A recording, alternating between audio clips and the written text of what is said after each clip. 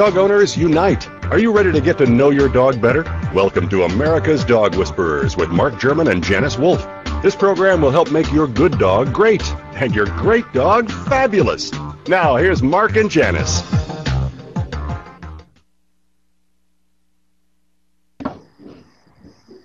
Hey, Mark, where'd you go? All right. Hey, welcome to our show today. I am New Jersey's dog whisperer, Janice Wolf. I don't know where Mark went, but he will be back. Hello, and how are you all?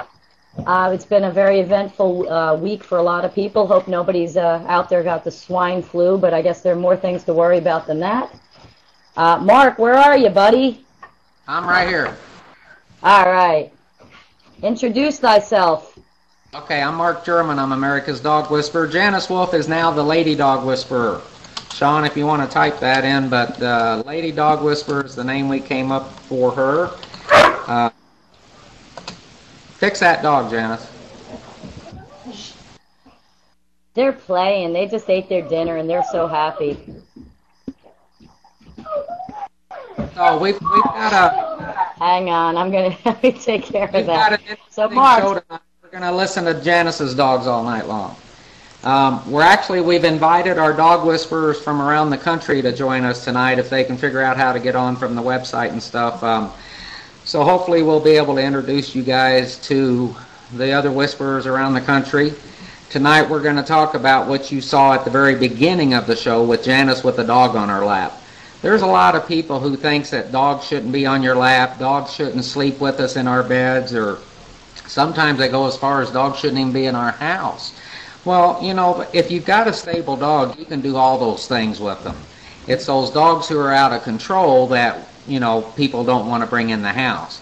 If you teach your dog some rules about your house when he comes in, you're going to have a great dog in the house, and then you'll be able to hold him like this little puppy here. That's Wyatt. No, it's not. Oh, who you got? Firebrand? No, I got Bubble. Hi, Bubble. The tiniest bubble in the world. Janice, your butt's calling me. All right, so we're talking about whether or not that behavior is allowed. And in our opinion, if your dog is stable, then he should be able to sit on your lap and sleep with you no matter what the size. It's the big dogs and the little dogs who just jump at will that we don't like that behavior, and we tend to get mad at them. So we teach, you know, in the 4 essentials, leadership, walks, rules, and good nutrition, we teach that's the rule.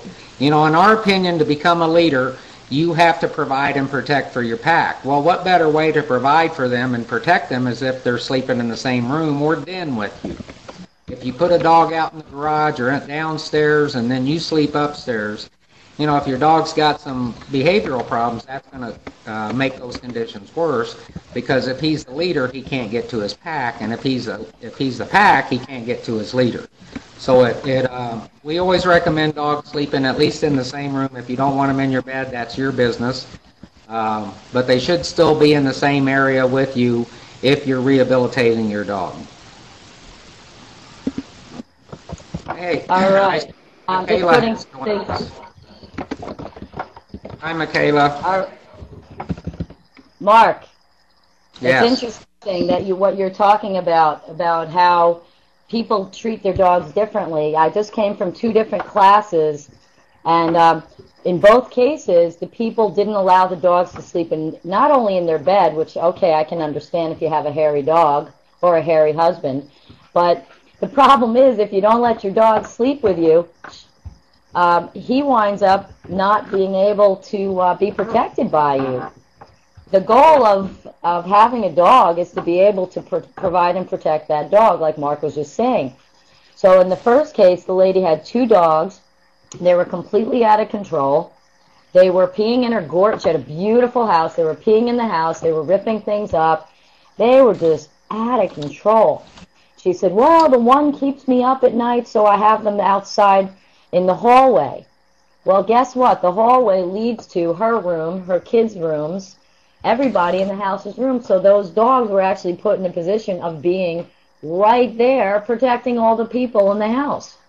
That's why their dogs, the 2 male dogs they had, were peeing in their house and ripping the house up and doing all that because the dogs were actually doing what the humans set them up to do. once the humans understood that, wow, you know, I don't believe I just did that. I'm making my dog be the leader. Then, as long as the humans can change, the dogs will change. Dogs just get it because they're dogs. So when we're talking about whatever issues your dogs have, all dogs need 4 things. And we actually quiz our whisperers, and we laugh about it because our whisperers will say, well, you know, I have a client who has a dog who, you know, runs out the door. Okay, what does he need? Leadership, walks, rules, good nutrition. I have a client whose dog barks at everything. What does that dog need? Leadership, walks, rules, good nutrition. I have a client whose dog chews on and stuff up in the house. What does that dog need? Leadership, walks, rules, good nutrition. Your dog needs the same thing.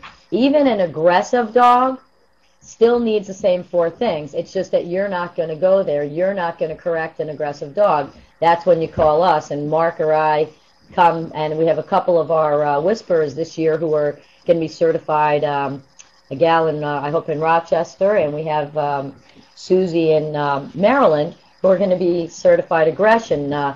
Michaela, who's the Gulf Coast dog whisperer, is already training. She's got a little more to go, and she'll be certified for aggression. That's a big thing because we want to help every single dog. We don't just want to help one dog. We want to help every dog. So, Mark, how's life without Chucky? Well, he just left today, so it's going to be fine. Chucky was a little... He's a pug chihuahua mix that we were babysitting. He was our grandson. So he had to go home today. But, you know, people, I came up with a great little thing that we have to include in our training, Mark. When somebody said, but, you know, my dog it was so upset he had to leave his other house and he had to leave his other family and he doesn't know anyone. I said, did you live away at college? Well, yeah. Didn't you leave your house and your family and your friends and pack off and go to college? Has anybody here been married and they're still living in their parents' house with their family? We move on. That's okay. And because dogs are a roaming species, dogs are even easier at adjusting. I mean, heck, I remember being 7 years old and having my parents redo their kitchen, and I made them keep the old cabinets in the basement because I couldn't stand the idea of change. But dogs, they don't think like that. Dogs don't worry about, oh, you're my best friend, and oh, I'm going to miss you. Sorry to tell everybody, even though your dog loves you, he will love someone else. And it sounds terrible, but that's why dogs are able to survive. They're survivors. Mark, I got to grab something real quick. Can you just talk for a moment? Okay. I'm answering a little note here from Oz, and if